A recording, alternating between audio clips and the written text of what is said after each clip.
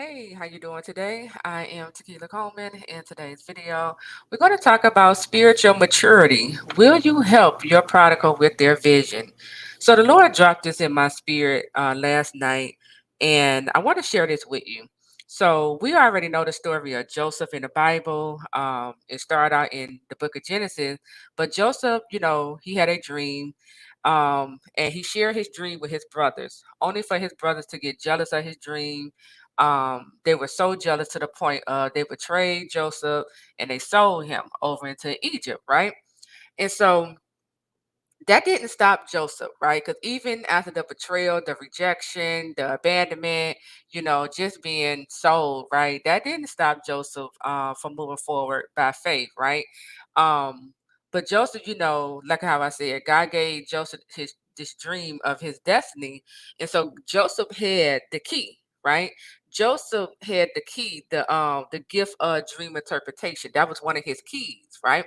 That God had given to Joseph because God already knew the outcome. God already knew I'm gonna use Joseph. Okay, I'm gonna use Joseph out of his family, to help save his family later on down the line, right? I'm gonna put Joseph in a position where the very people who betrayed him, the very people who sold him out, to the enemy, I'm going to use Joseph, to save these very people, right? And so Joseph continued to move forward by faith. Everywhere Joseph went, God was with him, giving him favor, right?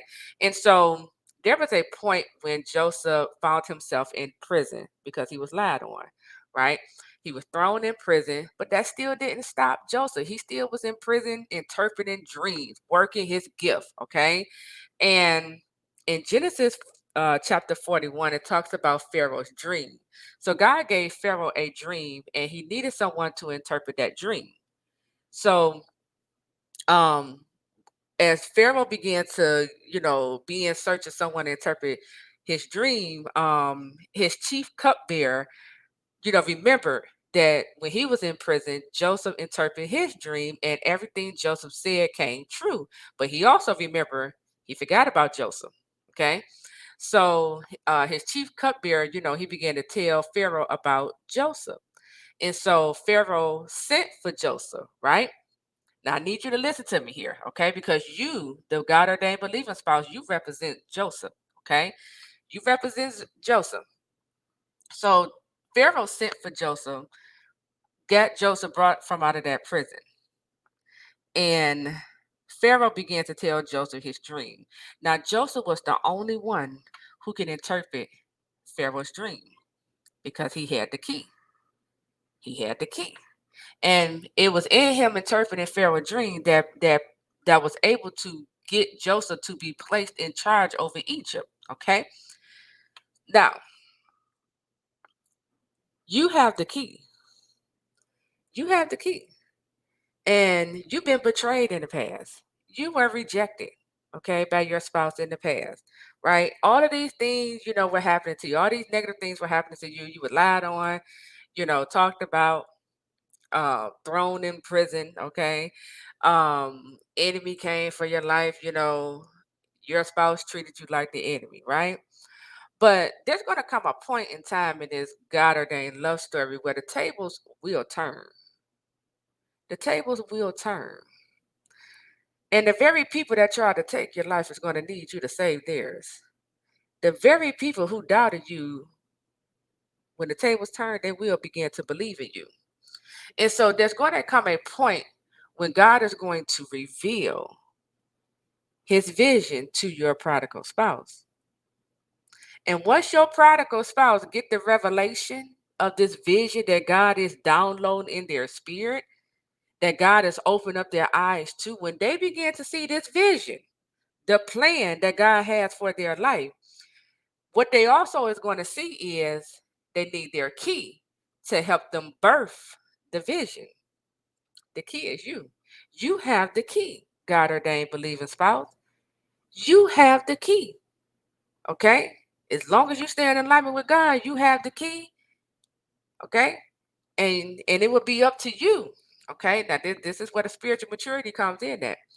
It's going to be up to you when God turns the table on your enemy to decide whether or not you are going to help your prodigal bring their vision to life.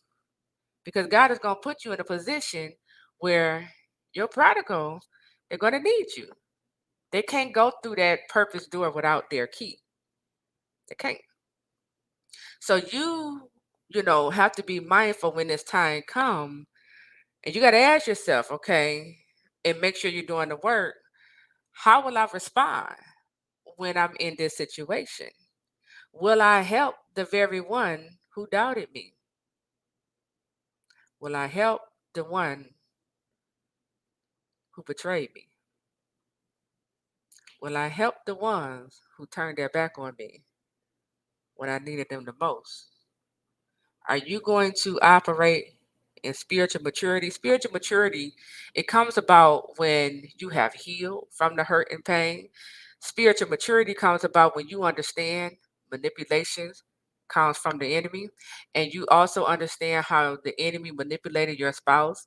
You understand, what it means to be a prodigal, to be up under a reprobate mind. Like you got to have understanding of these things, right? And spiritual maturity is also when you can see the bigger picture. You begin to move from feeling like the victim to understanding all of this, it had to happen so that I can get here, so that, God will place you in a position to save not only your spouse, but your family, right? That's what Joseph said to his brothers when you continue to read on. Because his brothers, they started thinking, that Joseph was gonna, try to get them back for what they done to him. But he was like, no, you know, this was God doing. He was letting them know you planned it, but this was all in God's plan. God allowed it to happen. Let me tell you something. God allowed that rejection to happen. He allowed the betrayal to happen. He allowed, you to be overlooked. Okay. It was part of your plan. It was part of God's plan. And it was the very thing God used, okay, to redirect you back to God. It was the very thing God used to push you further into purpose. And it was also the very thing God used to show the one who betrayed you and rejected you their heart condition. God used everything. He uses everything in our love story for our good. It's all about growing up in maturity. It's all about becoming better in this process. So when God turns the tables on your enemy and puts you in a position where you get to save your spouse, you get to save the one who, probably sold you to the enemy. You know, when God put you in this position